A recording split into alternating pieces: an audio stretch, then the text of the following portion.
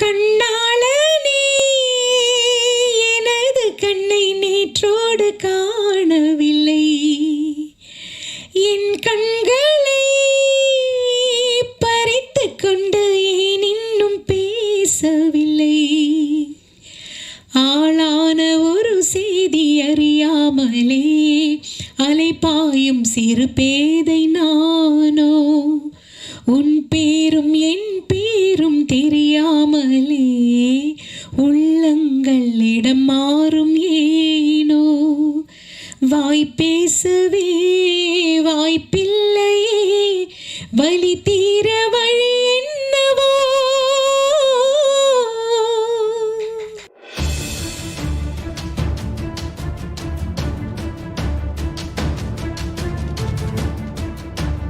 வணக்கம் to all the press members, online media, television channel, print and press media.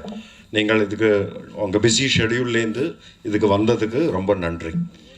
So as you all know, நாங்கள் February 8th YMCA நந்தனத்தில் we are going to do a live in concert. Actually இது concert அல்ல, இது வந்து ஒரு celebration of the musical brilliance of Chithra ma'am. Ma'am வந்து last 47 இயர்ஸாக இண்டஸ்ட்ரியில் நமக்கு எல்லாருக்கும் தெரிஞ்சால் நம்மளை எல்லாருமே என்டர்டெயின் பண்ணிகிட்டு இருக்காங்க. இதில் ஒரு 41 இயர்ஸ் தமிழ் இண்டஸ்ட்ரியிலே பாடியிருக்காங்க.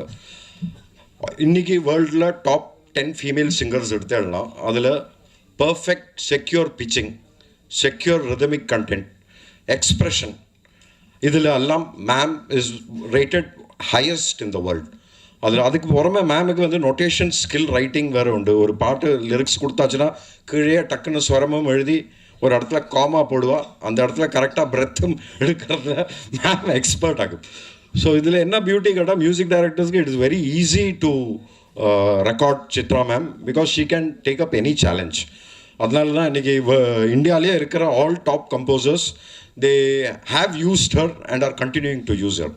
So it's a great honor for us to associate with Noise and Grains and with Canara Bank who are supporting us to do this event in Chennai.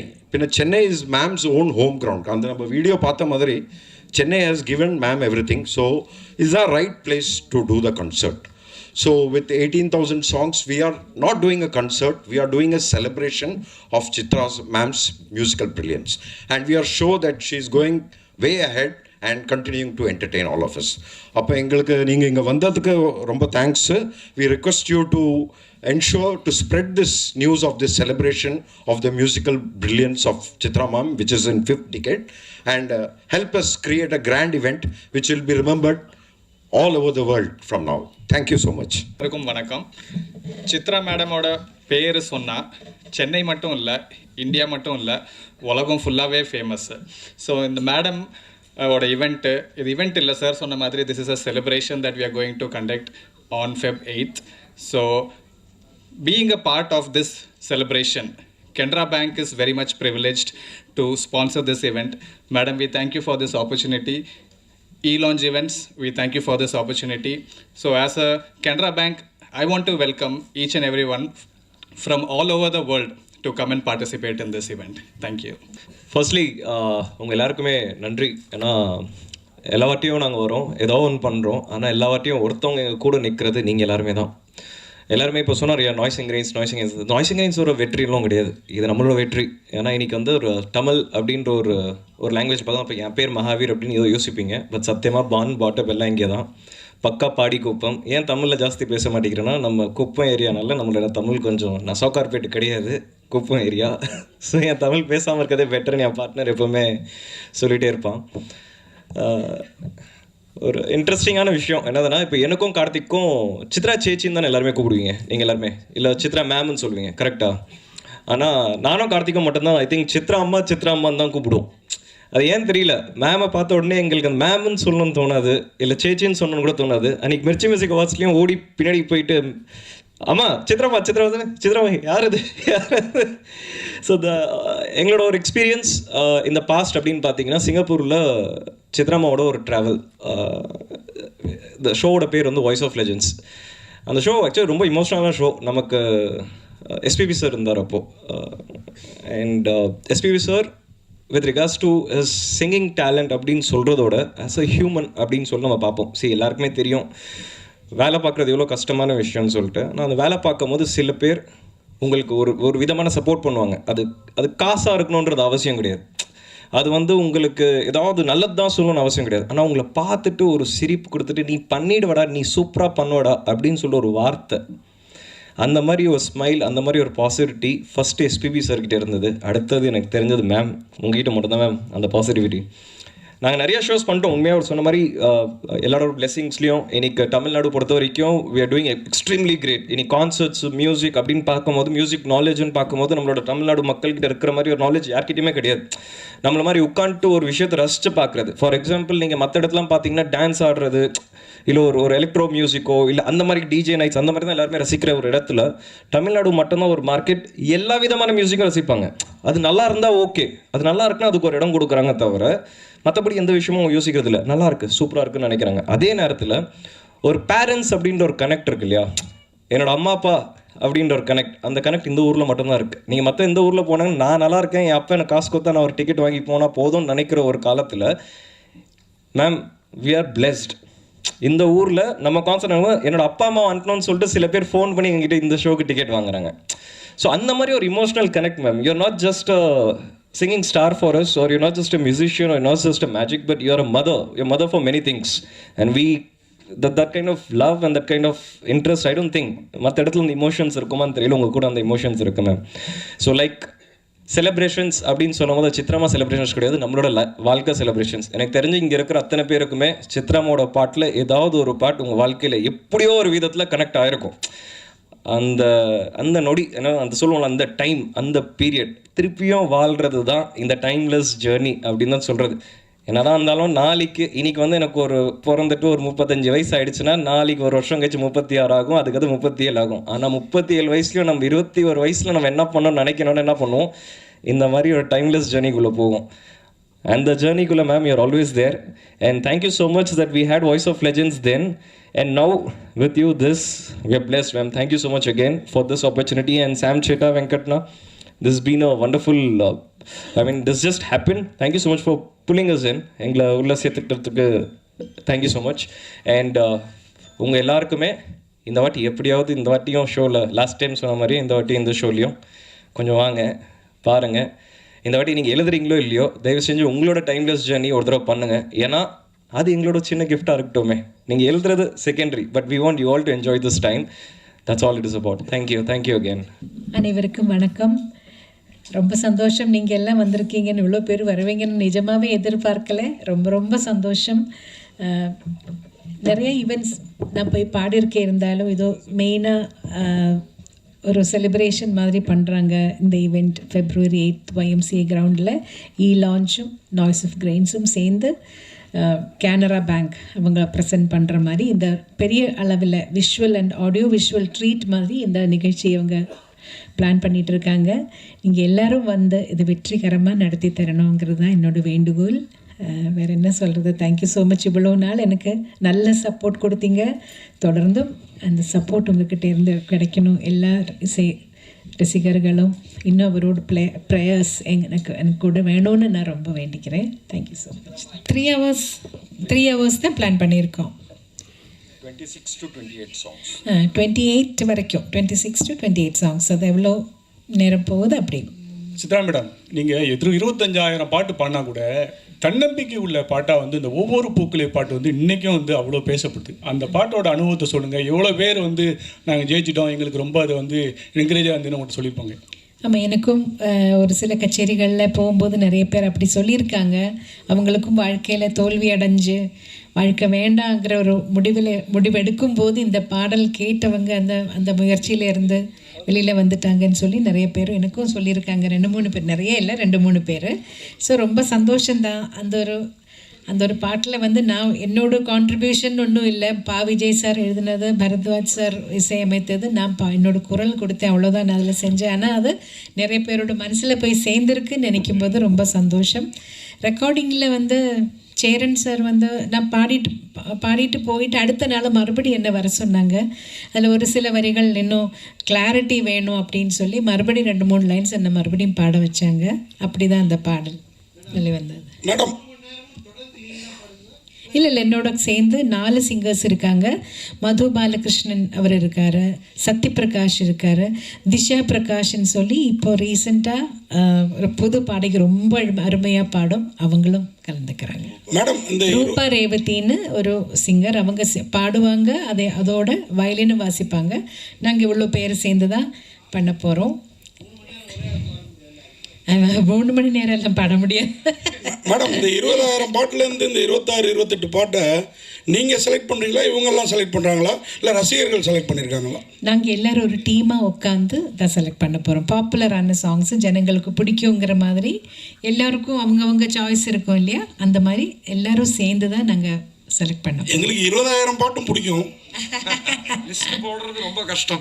இந்த லிஸ்ட் போடுறது ரொம்ப கஷ்டம். மேடம், நீங்கள் அறிமுகமாகி இத்தனை வருஷம் ஆயிடுச்சு, ஆனால் இது வரைக்கும் ஒரு தனி கச்சேரி பண்ணணும்னு ஏன் நினைக்கல? இப்போ ஆரம்பித்து பண்ணுறதுக்கு உண்டான காரணம் என்ன? அப்படின்னு இல்லை, நான் தமிழில் கச்சேரிகள் பண்ணியிருக்கேன். ஆனால் இந்த மாதிரி வெளியே பெருசாக அந்த கிராண்ட் ஸ்கேலில் பண்ணலை. நான் மலையாளத்தில் நிறைய கச்சேரிகள் பண்ணுறேன், தமிழில் கூட பண்ணியிருக்கேன். ஆனால் இவங்க செய்கிற மாதிரி இந்த மாதிரி ப்ரெஸ் எல்லாம் வச்சு ஒரு கிராண்ட் ஒரு ஸ்கேலில் ஒரு ஆடியோ விஷுவல் ட்ரீட் மாதிரி நான் இது வரைக்கும் செஞ்சதில்லை. நான் கொஞ்சம் ஆர்டினரியாக தான் போயிட்டுருக்கேன். மேடம், லைவ் கான்செப்டில் நம்ம ஏஆர்மன் சாரும் இளையராஜா சாரும் வருவாங்களா? இன்வைட் பண்ணியிருக்கீங்களா? கண்டிப்பாக இன்வைட் பண்ணுவோம். அவங்க ஃப்ரீயாக இருந்தால் கண்டிப்பாக வருவாங்க. ஏன்னா இளையராஜா சாங் பாடினாவே அவர் ஏதாவது சொல்லுவார். அவர் ஏதாவது சொன்னார்னா உங்களோட பதில் என்ன? இந்த 28 சாங்குமே முறைப்படி எல்லா இடத்துலையும் அனுமதி வாங்கி தான் பண்ணியிருக்கு. ஸோ அதனால் யாரும் எதுவுமே சொல்ல மாட்டாங்க. சித்ராமா அச்சா, நீங்கள் அதை ஃபஸ்ட்டு ஓப்பனிங்கில் அந்த டிராயிங் ஒன்று காமிச்சிங்க. அந்த டிராயிங் இப்போ தான் சொல்கிறீங்க அனுமதி வாங்கியிருக்கு. உங்களோட டிராயிங்ஸ் எனக்கு தெரியும், டிராயிங்லாம் வரைவேன்னு சொல்லியிருக்கீங்க. இங்கேருந்து தான் ஓப்பனிங் ஆச்சுன்றீங்க. சென்ட்ரல்லேருந்து என்ன ஓப்பனிங் ஆச்சு? எந்த பாட்டுக்காக உங்களை கூப்பிட்டு இந்த பாட்டு பாடுங்க அப்படின்னு சொன்னது? ஃபஸ்ட்டு சாங் ஆக்சுவலி நான் என்ன தமிழ்நாட்டுக்கு இளையராஜா சார் அழைச்சதே பூவே பூச்சுடுவா படத்துக்காக. அதோட மலையாளம் வேர்ஷன் நோக்குத்தா தூரத்து கண்ணும் நட்டுன்னு ஒரு மூவி, ஃபாசில் சார் டைரக்ட் பண்ண மூவி. அதில் நான் பாடியிருந்தேன். நதியா மொய்து அவங்களும் இன்ட்ரொடக்ஷன், நானும் அப்போ தான் கொஞ்சம் ஸ்டார்ட் பண்ணிகிட்டு இருந்தேன் மலையாளத்தில் கூட. அப்போ ராஜா சார் அந்த மூவி பார்த்துட்டு அந்த ஹீரோயினுக்கு இந்த வாய்ஸு சூட் ஆகுது, சரி இந்த வாய்ஸை யூஸ் பண்ணிக்கலாம், சென்னையில் கொஞ்சம் வாய்ஸ் டெஸ்ட் பண்ணிக்கிறேன், வர சொல்லுங்கன்னு சொல்லியிருந்தார். ஃபாசில் சார் தான் எனக்கு சொன்னார், நீங்கள் சென்னைக்கு போகும்போது ராஜா சாரை போய் மீட் பண்ணுங்கள், அவரை செக் பண்ணால். முதல்ல இவர் கிண்டல் பண்ணுறாரு, ராஜா சார்கிட்ட எல்லாம் போவேன்னு நான் நிஜமாகவே எதிர்பார்க்கவே இல்லை. அப்படி தான் ராஜா சார்கிட்ட தாசண்ணாவோட மேனேஜராக இருந்த குஞ்சுண்ணின் வயலினிஸ்ட் அவர் தான் என்னை கூட்டிகிட்டு போகிற ராஜா சார்கிட்ட. அங்கே வாய்ஸ் டெஸ்ட் பண்ணி அடுத்த நாள், ஆனால் பூவே பூச்சுடவாக்கு முன்னாடி நீதான அந்த கோயிலுங்கிற படத்தில் பூஜைக்கு ஏற்ற பூவிதுங்கிற பாடல் பாட வச்சார். இப்போ நீங்கள் 20,000 சாங்ஸ் பாடியிருக்கீங்க, ஆனால் அந்த சாங்ஸில் உங்களுக்கு பிடிச்ச சாங்ஸ் ஏதாவது ஒரு சாங்ஸ் மிஸ் பண்ணியிருப்பீங்க. என்னை விட வேறு யாராவது பெரிய ஆர்டிஸ்ட்டு சம்திங் பாடியிருப்பாங்க, அது ஏதாவது சாங்ஸ் ஞாபகம் இருக்கா உங்களுக்கு?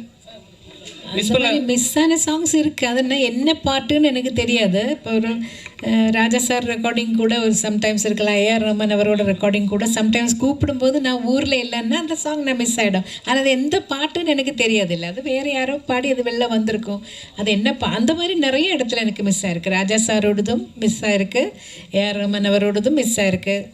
நிறைய மியூசிக் டைரக்டர்ஸ் கிட்ட நான் கொஞ்சம் ட்ராவல் பண்ணுற டைமில் வர ரெக்கார்டிங்ஸ் நிறைய மிஸ் ஆகிருக்கு. எனக்கு இந்த உருவத்தில் டான்ஸ் பண்ணால் எப்படி இருக்கும்?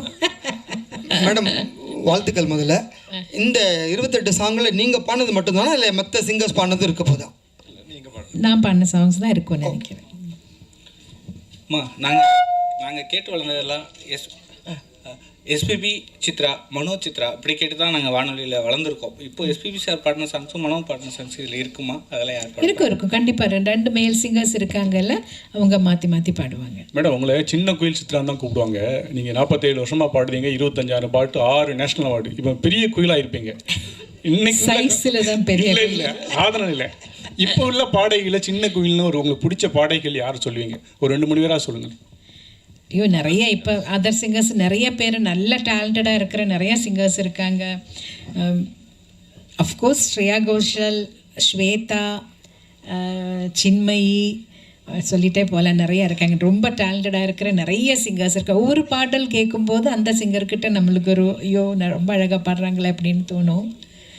ஒன்று ரெண்டு பேர் எடுத்து சொல்கிறது கஷ்டம்தான், ஆனால் இவங்க எல்லாம் எனக்கு பிடிச்ச சிங்கர்ஸ். சித்ராம்மா, உங்கள் சாங்லேயே வந்து பார்த்தீங்கன்னா எஸ்பிபி சாருக்கு இளையராஜா சார் ஒரு சாங் போட்டிருக்காரு, அவர் பாடின இன்னும் நினைவு ஊட்டுற மாதிரி. அதே போல் சின்ன குயில் பாடும் அப்படின்னு சொல்லி உங்களை ஓப்பனிங் பண்ணுறாங்க. அந்த பாட்டு உங்களுக்காக எழுதுனதா, நீங்கள் கேட்டிங்களா?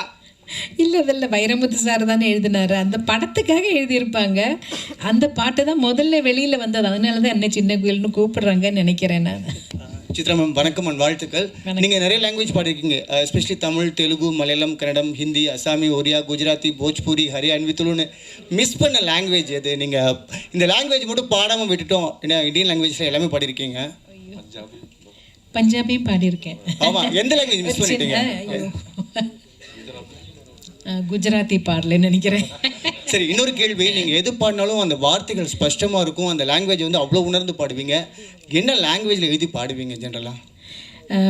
நான் இப்போ எனக்கு தமிழ் எழுத படிக்க தெரியும், தெலுங்கும் நான் எழுதி படிப்பேன், ஹிந்தியும் நான் வரும்போதே எங்களுக்கு கேரளாவில் ரொம்ப மஸ்ட்டாக ஹிந்தி கற்றுக்கணும் எல்லோரும், அதனால் ஹிந்தி எழுத படிக்க தெரியும்.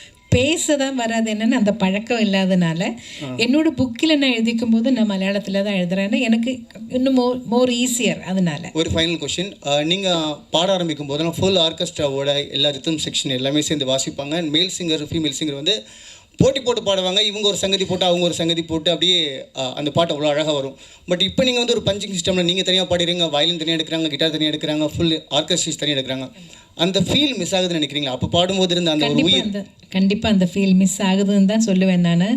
அது வந்து அப்போல்லாம் ஒரு குடும்பமாக எல்லாரும் மியூசிஷியன்ஸ் எல்லோரும் என்னை விட ரொம்ப ரொம்ப சீனியர் மியூசிஷியன்ஸ் எல்லாம் இருந்து அவங்களோட அட்வைஸும் எனக்கு கிடச்சிட்டு இருந்தது. நான் சின்ன பொண்ணாக பாட ஸ்டார்ட் பண்ணும்போது பெரிய பெரிய வீணா பிளேயர்ஸ், அந்த மாதிரி மிருதம் வாசிக்கிறவங்க, சீனா குட்டி சார், அந்த மாதிரி இவங்க எல்லாம் பெரிய சீனியர்ஸ் இருந்தாங்க. இவங்க எல்லாம் வந்து அட்வைஸ் பண்ணுவாங்க அந்த டைமில் எல்லாம் ஏதோ. அப்போ எனக்கு ஒரு கிளாஸ் அங்கேயே கிடச்சிட்டு இருந்தது. முதல்ல ரெக்கார்டிங், லைவ் ரெக்கார்டிங் நடந்துட்டு இருக்கும்போது ஒரு குடும்பமாக இருந்து எல்லோரும் இப்போ பிரிஞ்சு போன மாதிரி, இப்போ யார் யார் இருக்காங்க, யாராடி உயிரோடு இருக்காங்கன்னு கூட தெரியாத மாதிரி ஆகிப்போச்சு. இப்போ அதில் ஒரு பெரிய ஒரு சங்கடம் எனக்கு உண்டு. ஏன்னா எல்லோரும் அந்த ஒரு குடும்பமாக இருந்த அந்த ஒரு யூனிட்டி போயிடுச்சுன்னு நினைக்கிறேன். இப்போ எல்லோரும் தனித்தனியாக ஒரு இடத்துல ரெக்கார்ட் பண்ணுறாங்க.